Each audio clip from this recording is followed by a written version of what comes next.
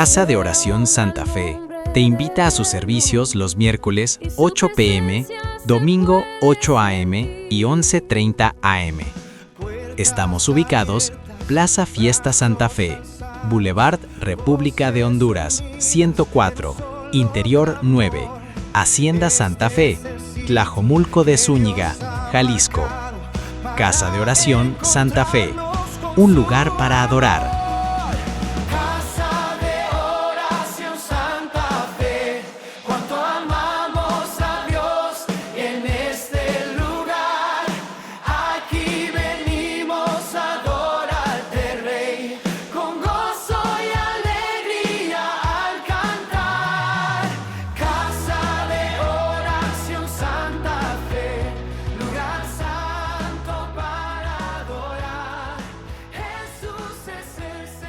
Que Dios quiere y tiene reservado para nosotros, ahí están todos los misterios que Dios ha escondido para revelarnos, ahí están en su presencia. Entonces, en ese propiciatorio Dios quiere que tú y yo nos encontremos para ser plenos de la palabra griega pleroma, significa totalidad. Plenos en Dios del griego pleroma significa completo, significa abundancia divina.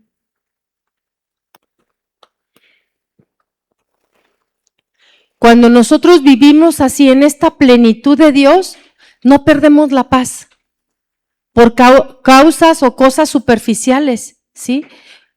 Porque te dijeron, porque viste aquello, porque oíste el otro. Sabes que tu seguridad como hijo de Dios está en Cristo y en su plenitud. Te sientes segura, completa en Él. Te sientes la hija más amada, la hija más bendecida. Eso es lo que sentimos cuando estamos plenos en Dios. Si aquella hermanita o aquel hermanito no te saludó, eso para ti no significa mucho. O sea, no te quita la paz. Tú tienes todo eso para dar. No importa que no lo recibas. Dios nos hizo para eso. Porque es mejor, ¿verdad?, dar que lo que recibes. Y no te vas toda atribulada y toda angustiada. No me saludó, me vio así, me dijo así. Imagínense con esas cosas, pierde el sentido de su vida. No es así. Ahí es donde nosotros encontramos en ese lugar secreto la plenitud de Dios. Porque ahí es donde Él es pleno, Él es todo, Él es glorioso. ¿Sí?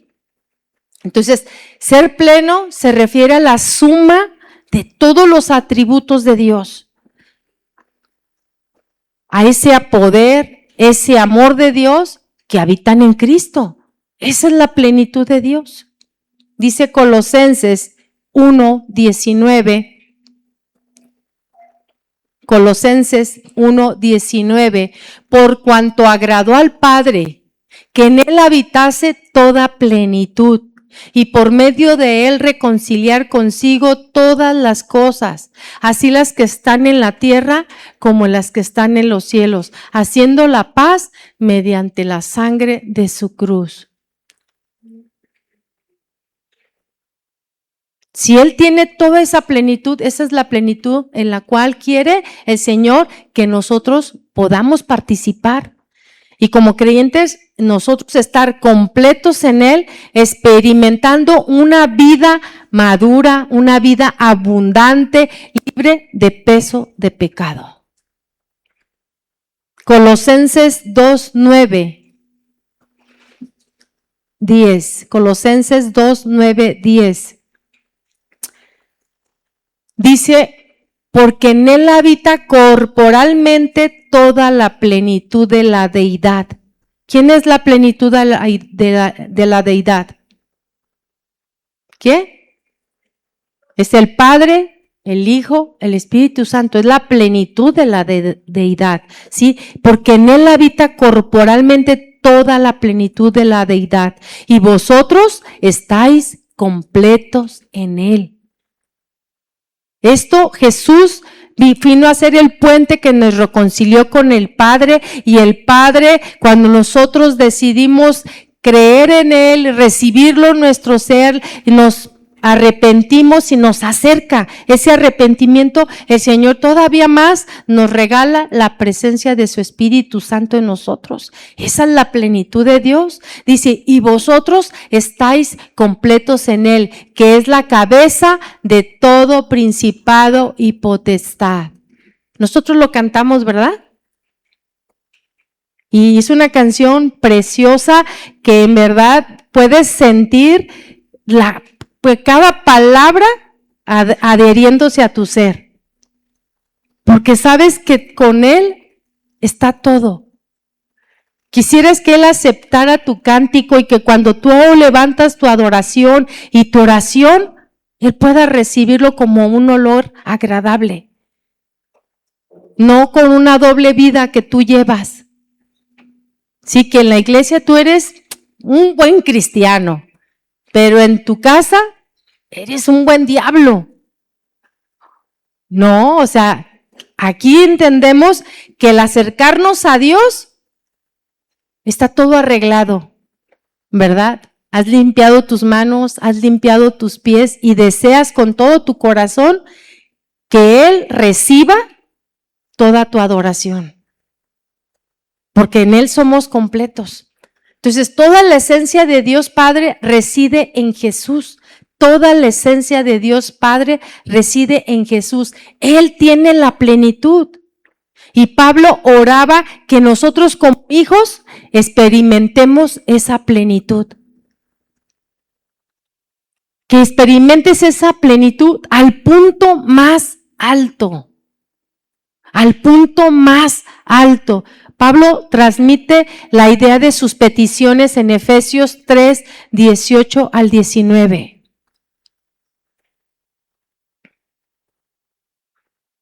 ¿Cuántos de los seguidores de Jesús miraron esta parte tan importante en su vida? ¿Cuántos discípulos que le siguieron no les importaba? Para mí, el morir es ganancia. O sea, no les importaba en lo que quería, lo que habían experimentado de su plenitud, los quería hacer estar cerca ya de Él, mirándole cara a cara. Y dice Efesios, así como Pablo lo está diciendo en esas peticiones a la iglesia de Éfeso, seáis plenamente capaces de comprender con todos los santos, aquí, con todos los santos, cuál sea la anchura, la longitud, la profundidad y la altura, y de conocer el amor de Cristo, que excede a todo conocimiento. Creo que ninguno hemos llegado hasta este punto más alto, que excede a todo conocimiento. Y como dice mi esposo, como decimos los jóvenes, ¿verdad? Se va la luz. O sea, imagínate, o sea, si tú lo quieres poner en tu mente finita, no lo podemos comprender. ¿Cuánto nos falta y cuánto nos falta presenciar en ese lugar de su arca, ¿no? Dice, que excede a todo conocimiento para que seáis llenos de toda la plenitud de Dios. Pablo oraba de esta manera por la iglesia, ¿sí? Para que seáis plenamente capaces de comprender con todos los santos, o sea, que seamos uno en entenderlo. ¿Cuál es la anchura, la longitud, la profundidad y la altura, y de conocer el amor de Cristo? No conocemos todo. Y ese lugar nos enseña la plenitud de Dios. ¿Verdad que nos hace falta mucho?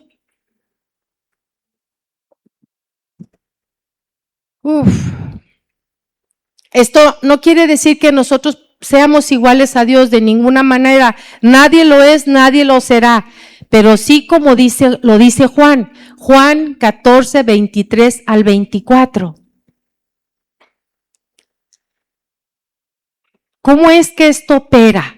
Dice Juan, respondió Jesús y le dijo, el que me ama, mi palabra guardará, y mi Padre le amará, y vendremos a él, y haremos morada con él. El que no me ama, no guarda mis palabras, y la palabra que habéis oído no es mía, sino del Padre que me envió. ¿En dónde podemos ver que la plenitud de Dios está operando? En que nosotros amamos a Dios y que guardamos su palabra. En la obediencia. Ahí es donde mostramos esa plenitud de que sé separar el mundo con las cosas espirituales. Sé decirle al mundo que no me importa, pero sé decirle a Dios que Él es el primer lugar. Sé decirle al mundo que lo que viven es oscuridad, pero sé buscar la luz de Dios. ¿Quiénes son tus mejores amigos? ¿Los del mundo? ¿Lo que piensan ellos? ¿Lo que hablan ellos? Porque me imagino que allá carcajadas y toda la cosa, y cuando llegas con tus hermanos a nadie le hablas. Pregunto, ¿dónde está la plenitud de tu vida? ¿En Dios? ¿En la obediencia de su palabra? ¿O en las cosas mundanas? Entonces, Dios habita en los creyentes y es así como nosotros somos participantes de esa naturaleza divina, gloriosa y plena. Segunda de Pedro 1:4, por favor.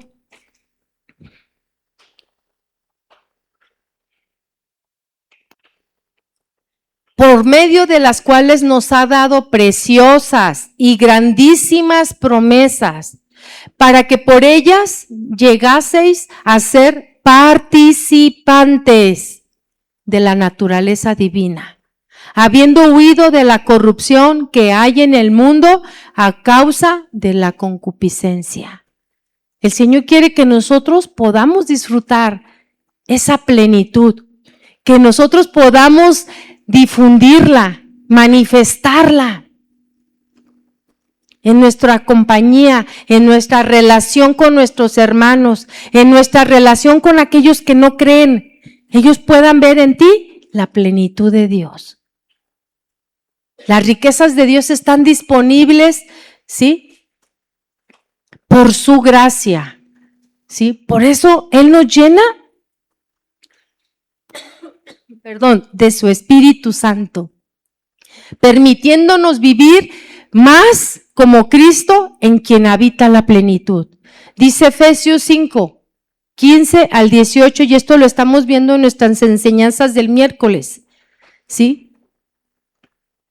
Mirad pues con diligencia cómo andéis, no como necios, sino como sabios, aprovechando bien el tiempo, porque los días son malos. Ya habíamos visto que son muy malos, ¿verdad? Nuestros tiempos que nos ha tocado vivir. Por tanto, no seáis insensatos, sino entendidos. Mire cómo Dios llama aquí las cosas. Bueno, Dios a través de Pablo, ¿sí? No seáis insensatos, sino entendidos de cuál sea la voluntad del Señor. No os embriaguéis con vino, lo cual hay disolución. Antes bien, sed llenos de su presencia, del Espíritu Santo. Sed llenos de esa plenitud, porque cuando tú estás en ese lugar secreto, tú estás siendo lleno, estás siendo embriagado de la misma gloria de Dios, de la misma plenitud de Dios. ¿Cuál es entonces el objetivo de encontrarnos en el mueble del trono de la gracia? ¿Cuál es el objetivo? ¿Alguien me lo puede resumir? Su presencia, pero ¿cuál es el objetivo? Ciertamente ahí está su presencia. También, pero ¿cuál será el objetivo? Comunión, sí, está bien lo que dicen. Está llenos de la plenitud, ¿sí? Es llenarse completamente de Dios. Es encontrar gracia, misericordia y oportuno socorro. No solamente vamos a ese lugar solamente para pedir y pedir y pedir. Vamos en ese lugar porque necesitamos de la plenitud de Dios para nuestro diario caminar. De modo, fíjese bien, que tu carácter, mi carácter, ¿sí? De modo que también el carácter de Dios y sus atributos en nuestro carácter lo defina su amor, lo defina su amor y su presencia, ¿sí? De modo que su carácter y sus atributos y su amor definan, ¿sí?, nuestra existencia. Que todos los que nos ven puedan decir, estuviste en el monte, ascendiste hacia Él, estuviste en su presencia, has estado ahí. Entonces, ahora veamos algo muy importante. Esto fue todo lo que representa esta arca. ¿Qué había dentro de esta arca? En ese lugar contiene la perfecta justicia de Jesús. Allí estaban las 2 tablas de la ley, el maná y la vara de Aarón, que reverdeció. Hebreos 9:4. Les recomiendo leer todo el libro de Hebreos, que se relaciona con todo el Éxodo y el Levítico. Léalo y van a comprender muchas cosas que están relacionadas con el libro de Hebreos. Hebreos 9:4. Estamos viendo qué era lo que estaba dentro de esa arca.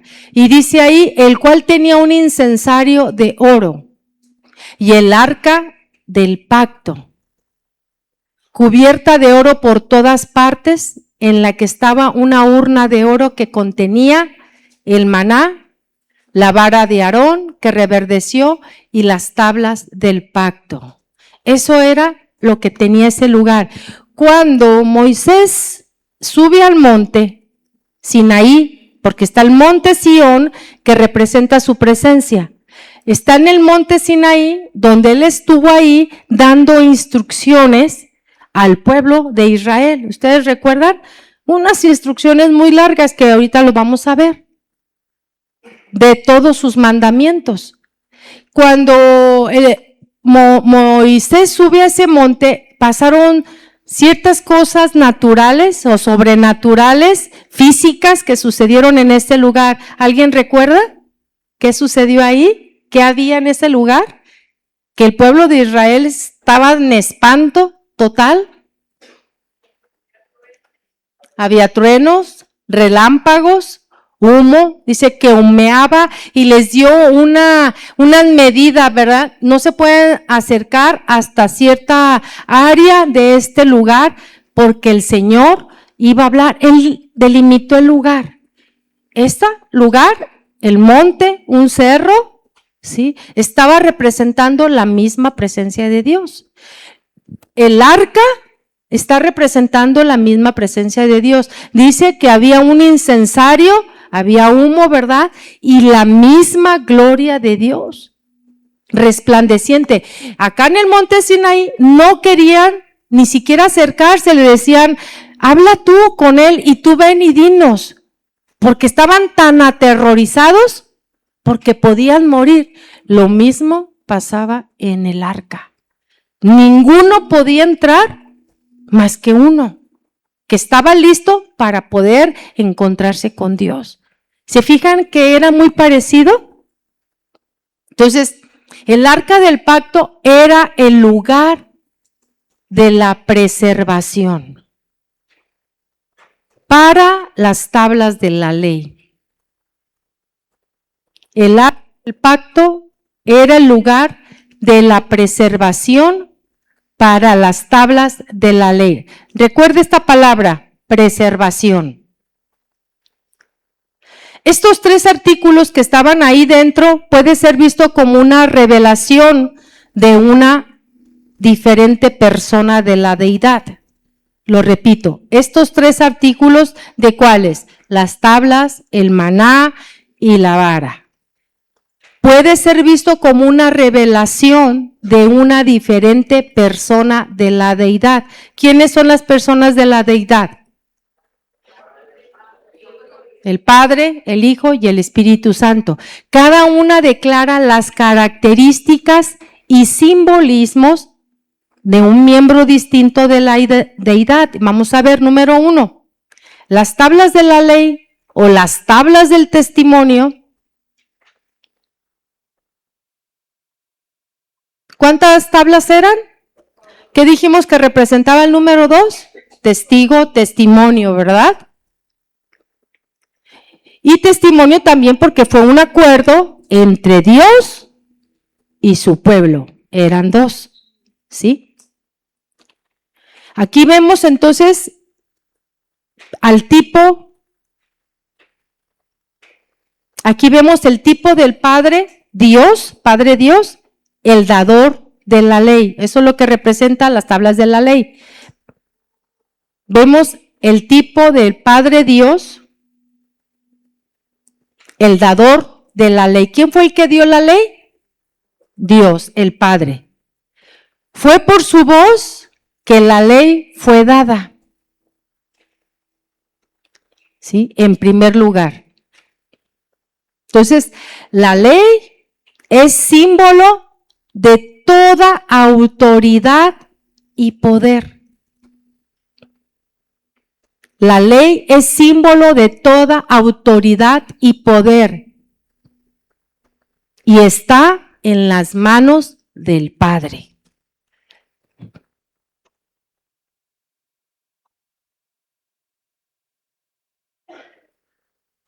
Entonces, se llamaban las tablas del testimonio porque las tablas, se llamaban las tablas del testimonio porque las tablas con los mandamientos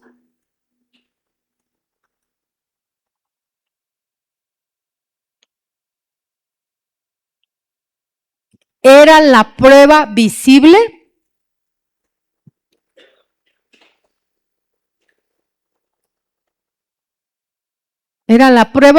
del pacto entre Dios y su pueblo.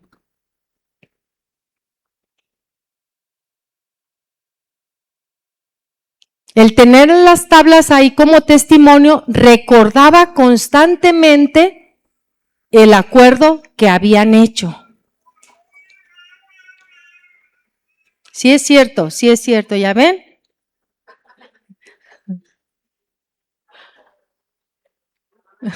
Así es, sí.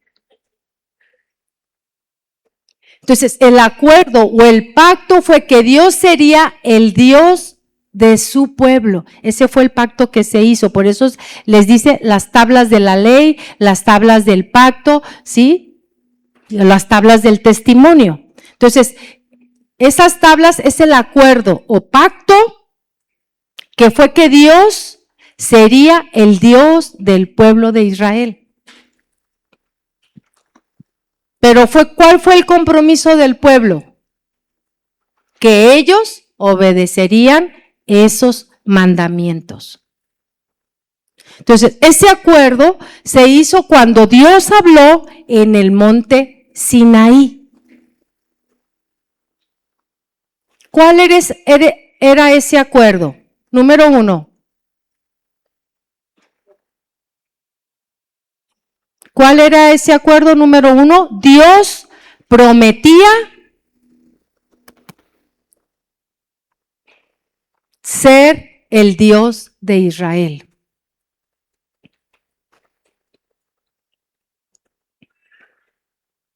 Dios prometía, fíjense bien qué palabras tan preciosas, ¿sí?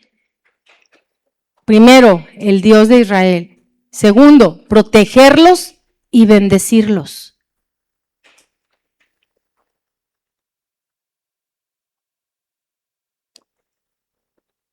Y Dios prometía hacerlos su pueblo especial.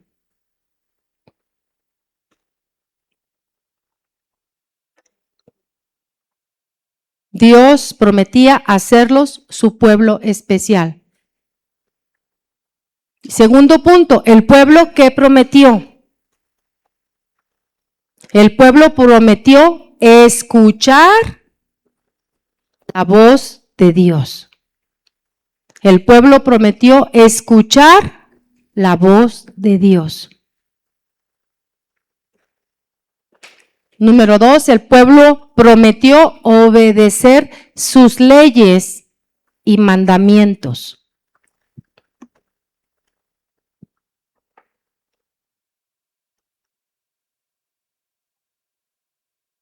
El pueblo prometió obedecer sus leyes y mandamientos, especialmente los 10 mandamientos, porque parece ser que son más de 10 mandamientos, ¿sí? ¿Cuántos dicen los eruditos que son los mandamientos en total? Algo así, ¿no? Entonces, son muchísimos. Ustedes pueden ver Éxodo y Levítico, o sea, ustedes pueden darse cuenta de todas las leyes que Dios estableció. Dice Éxodo 19:8. Éxodo 19:8.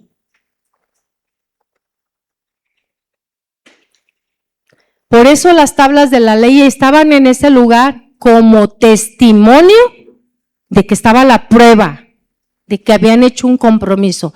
El pueblo de Israel, sí, con Dios, tanto como Dios con su pueblo. Dice Éxodo 19:8, y todo el pueblo respondió a una, y dijeron, todo lo que Jehová ha dicho, haremos. Y Moisés refirió a Jehová las palabras del pueblo. O sea, Moisés era el intermediario, ¿verdad? Todo lo que el Señor le decía, él venía y se lo decía al pueblo. Todo lo que el pueblo decía, Moisés iba y se lo decía a Dios. Entonces, el pueblo promete obedecer y todo el pueblo respondió a una. Entonces, las tablas con los mandamientos eran el testimonio o la prueba del pacto. Vamos también a ver Éxodo 24:3. Éxodo 24:3.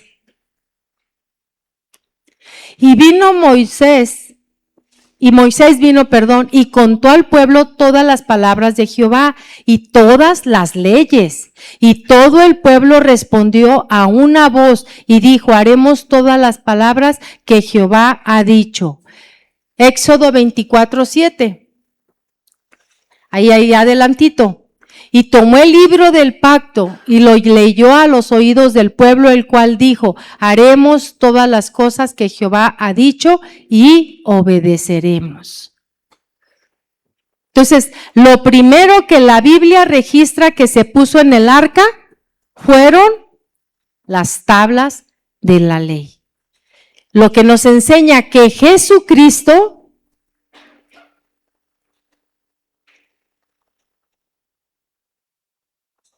nuestra arca,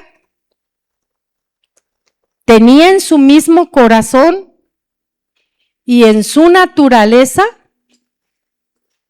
la perfecta justicia de Dios. La palabra nos enseña que él obedeció. Sí, como cordero fue llevado al matadero sin decir una sola cosa, solamente obediencia. Entonces, la divina ley estaba guardada en su corazón, en el corazón de Jesús. Estaba guardada en su pecho. Fue guardada tan perfectamente por él que nos trajo la perfecta justicia. Y es por eso que tú y yo ahora estamos aquí. Es por eso que tú y yo ahora disfrutamos por un hombre que fue obediente hasta la muerte y muerte de cruz. Somos bendecidos. Entonces Jesús fue el único que guardó, ¿sí?, esa ley Fue el único que podía hacerlo.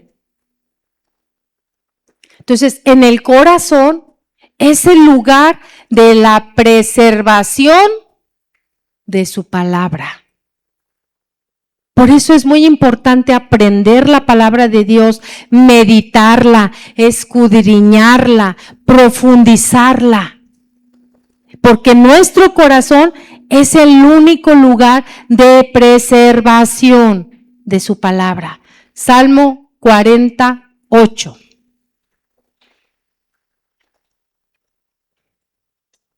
Dice allí, el hacer tu voluntad, Dios mío, me ha agradado y tu ley está en medio de mi corazón.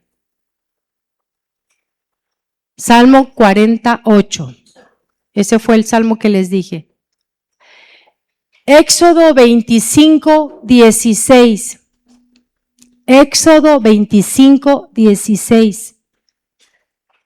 Estamos dando un curso de pandero. Cada rutina, cada movimiento conlleva un verso que nos enseña que todo lo que nosotros adoramos y alabamos es a través de la palabra de Dios. Los que cantan aquí, los que de alguna manera están exaltando, salmodiando, ¿sí? Lo único que ellos pueden proclamar era la palabra de Dios. Es la palabra de Dios, pero no solamente palabras al aire, sino palabras que realmente produzcan en nuestro corazón la vida de Dios. Cuando estas palabras tienen poder y autoridad es cuando las palabras se viven. Es cuando las palabras se viven día a día. Es cuando las palabras se ponen en práctica. Pues es que mi mamá sí es. Y ahí llevas la vida de esa forma. No, es que ya mis hijos son de esta forma. No, pon en práctica las cosas. Pon en práctica la palabra de Dios. Cuando tú siembras, tú vas a cosechar. Si tú no siembras, no vas a cosechar. Siembra.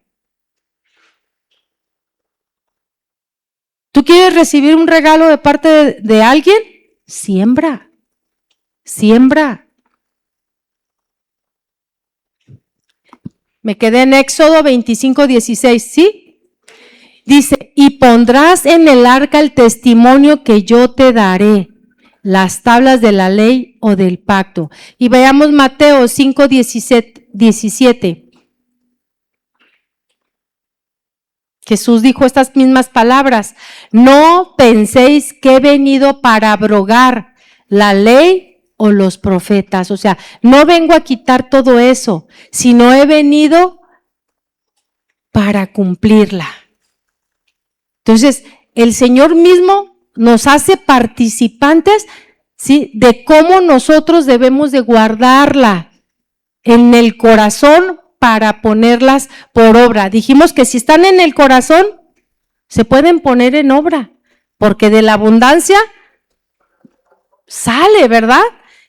Y vas a accionar en tu vida diaria. Entonces, la primera tabla contenía las primeras 4 leyes.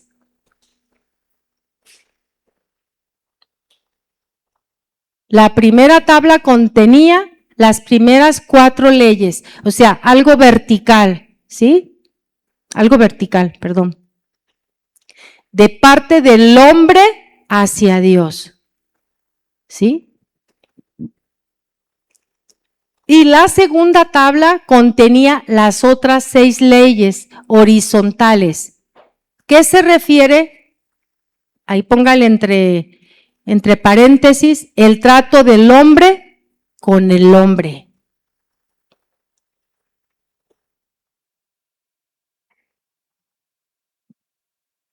Y lo podemos ver como decía la Escritura hablando de Jesús. Como dice la Escritura, él crecía, que Jesús crecía en sabiduría, en estatura y en gracia para con Dios. ¿Sí? Estamos hablando de una manera vertical, ¿sí? Pero también no solamente para con Dios, sino para con los hombres, dice la Escritura, y para con los hombres. O sea, eso mismo, si crecía en sabiduría, en estatura y en gracia para con Dios, pero también para con los hombres. Que estamos hablando de una manera horizontal. Entonces Jesús lo resumió, esta acción que estamos comentando, en estas palabras. Mateo 22, 37 al 40.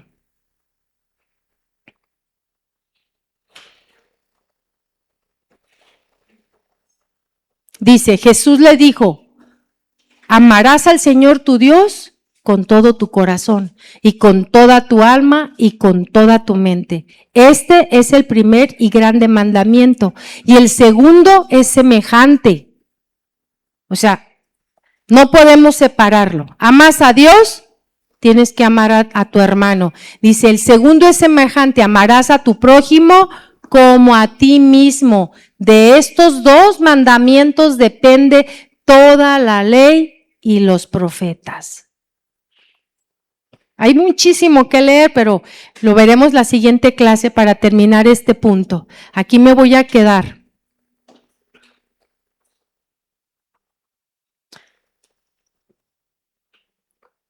Si ya no le quiero seguir, aquí me quedo para continuar, que nuestra palabra debe de estar, la palabra de Dios debe de estar para que pueda ser perseverada en el corazón. Que no solamente quede en nuestra mente, sino en el corazón. Cuando ya baja en el corazón es cuando nosotros le estamos obedeciendo y le estamos poniendo por obra. Yo creo que a lo mejor el día de hoy tú tienes que poner en práctica esta palabra y ponerla en acción. Si nosotros nos tenemos que poner a cuentas con Dios, ¿sí? Si nos tenemos que poner a cuentas con los hermanos, con tu familia, es el tiempo de cumplir la palabra, es el tiempo de llevarla por obra, es el tiempo de ponerla en práctica. Ay, es que mi esposo no es así, es que él es bien frío. Ponla en práctica. Tú empieza.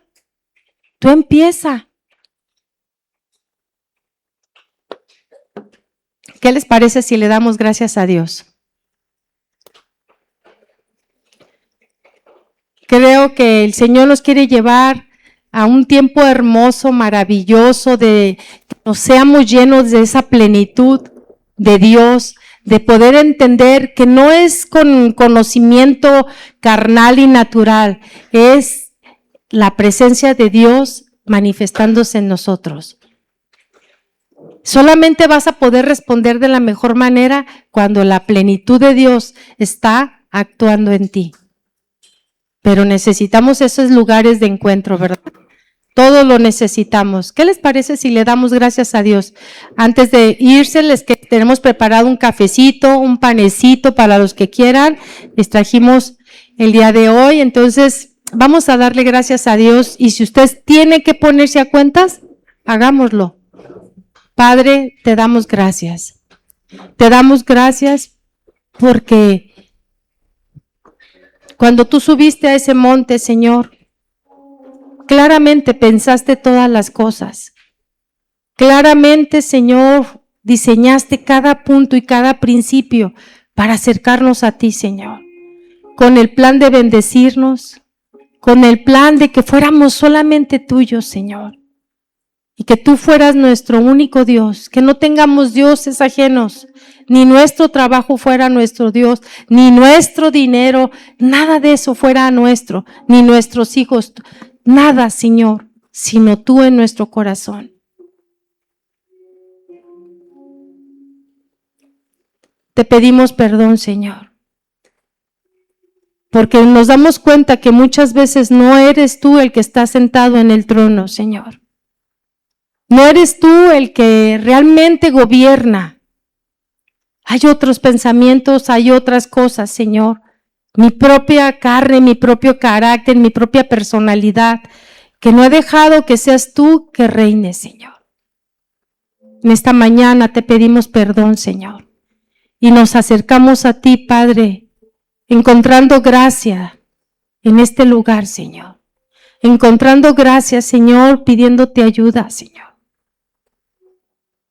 Ábrenos los ojos espirituales, Señor. Abre nuestro entendimiento para que podamos ver lo que tú quieres que veamos.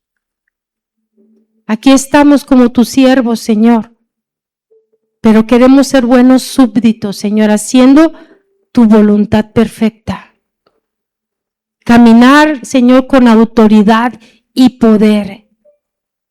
Porque queremos, Señor, que ese encuentro contigo sea una plenitud, Señor, en nosotros. Seamos llenos de todo eso que has preparado para los que te temen y te buscan. Aquí estamos, Señor. Ayúdanos, renuévanos, Señor.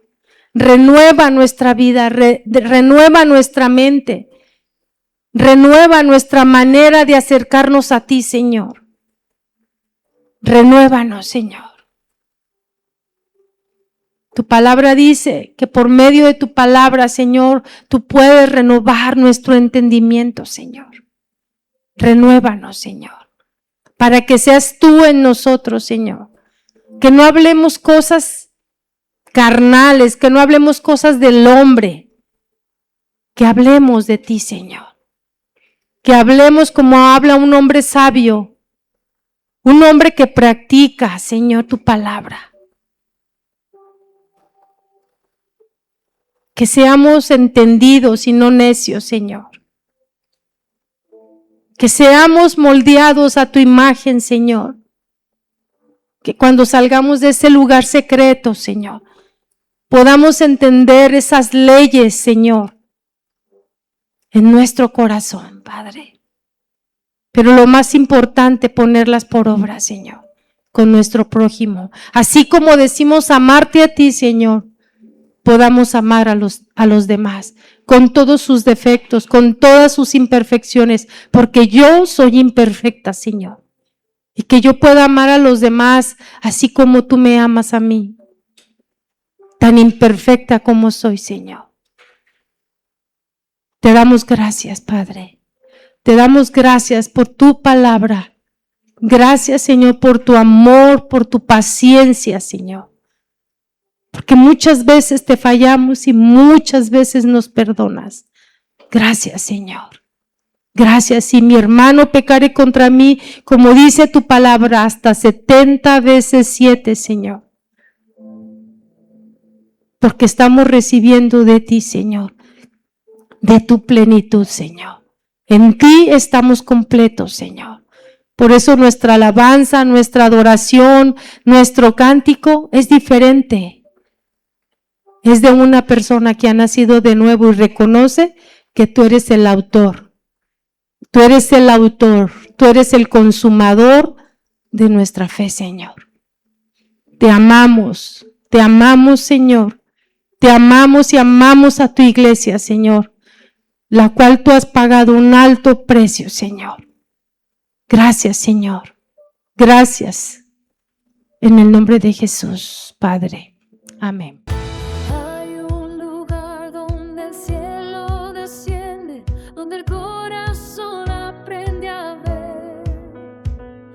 Casa de Oración Santa Fe te invita a sus servicios los miércoles 8 p.m., domingo 8 a.m. y 11:30 a.m.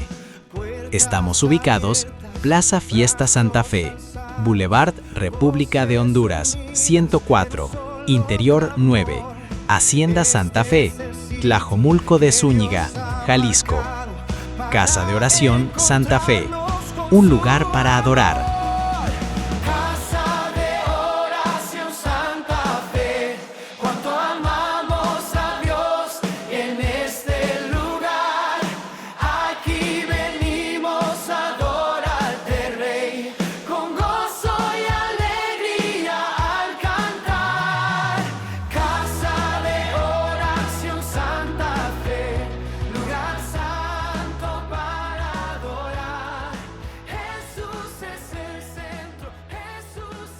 Casa de Oración Santa Fe agradece tu visita. Dale seguirnos y a la campanita para recibir nuevas prédicas. Comparte nuestra predicación. Casa de Oración Santa Fe, un lugar para adorar.